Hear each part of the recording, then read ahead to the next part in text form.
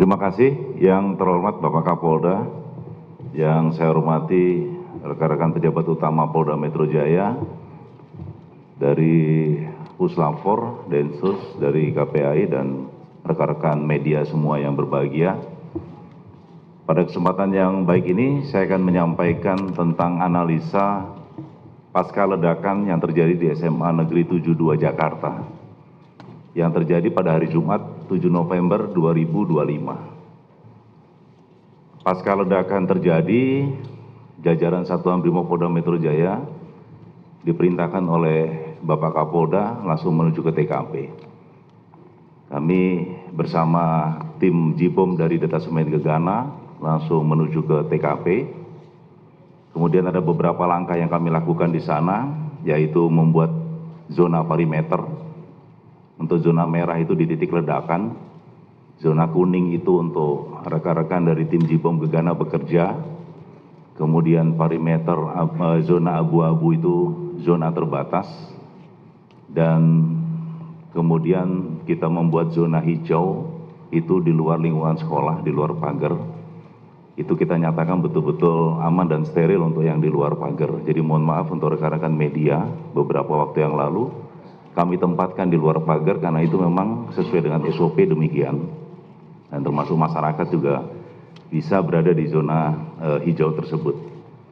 Yang kami lakukan yaitu mengumpulkan informasi di TKP, kemudian melaksanakan sterilisasi untuk mencari secondary device atau bom yang masih aktif, kemudian kami lakukan penjinakan bom yang masih aktif dan mengamankan bahan peledak di TKP, kemudian melakukan observasi di tempat kejadian ledakan, kemudian melakukan sterilisasi ulang untuk memastikan tidak ada bom yang masih aktif yang terlewat, kemudian menyatakan TKP aman dan menyerahkan berita acara kepada manajer TKP, dalam hal ini adalah Kapolres Jakarta Utara, dan membantu rekan-rekan dari Puslapfor untuk melakukan identifikasi.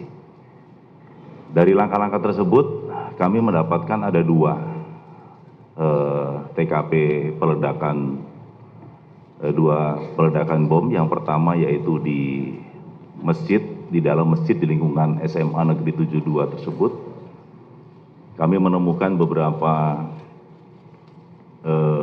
barang bukti seperti serpihan plastik, kemudian ada dua krater atau dua kawah ledak yang ada di dalam masjid tersebut.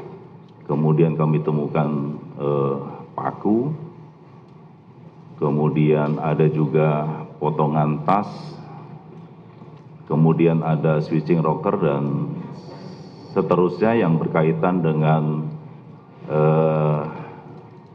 benda yang diledakkan oleh terduga. Namun yang perlu kami sampaikan kepada rekan-rekan media, di sana ada dua krater, artinya ada dua kawah ledak yang kami temukan di TKP. Berarti kemungkinan diduga memang ada dua bom yang diledakkan di dalam masjid. Kami juga menemukan electric mesh, di situ berfungsi sebagai inisiator, kemudian ada papan VCB dan switch rocker yang tadi kami sudah sampaikan, dan ada baterai A4 dengan volt dengan daya 1,5 volt, berarti kalau 4 baterai berarti ada 6 volt. Kalau receiver itu sudah terbongkar menjadi serpihan, itu dengan daya 6 volt, sama dengan baterai yang digunakan 6 volt. Kemudian untuk bahan peledak atau eksplosif yang kami temukan dengan menggunakan alat rigaku yang kami punya, itu terdeteksi potasium klorat yang digunakan oleh terduga, dan ini mungkin lebih lengkap nanti dari rekan-rekan Puslapfor untuk bahan kimia lain yang menyertai di bahan utama tersebut. Kemudian ada serpihan plastik, itu kalau kita rekonstruksi itu sama bentuknya dengan jerigen plastik sebesar 1 liter. Kemudian ada shrapnel berupa paku, paku itu ada paku baja dan paku seng yang ada payungnya seperti itu, yang berada berserak di dalam masjid.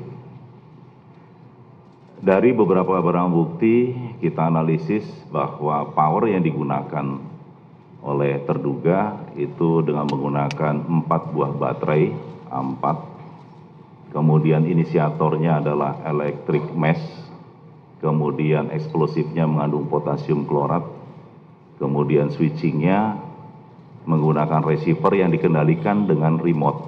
Nah, namun remote tidak kita temukan di dalam masjid. Kemudian casingnya itu jerigen plastik 1 liter dan kemudian shrapnelnya paku. Dapat disimpulkan untuk di TKP pertama di masjid bahwa berdasarkan material yang ditemukan, rangkaian tersebut adalah rangkaian bom aktif dengan menggunakan remote. Hal tersebut disesuaikan dengan ditemukannya 4 buah baterai transmitter dan bagian receiver yang menggunakan daya 6 volt. Jadi antara power dengan receiver itu ada kesesuaian dayanya 6 volt. Kemudian di TKP 1 tadi sudah kami sampaikan ditemukan 2 krater atau 2 kawah ledak. Itu dimungkinkan terdapat 2 bom yang sudah meledak di dalam masjid. Kemudian dampak ledakan berupa overpressure dan shrapnel paku yang mengakibatkan banyak korban yang terluka.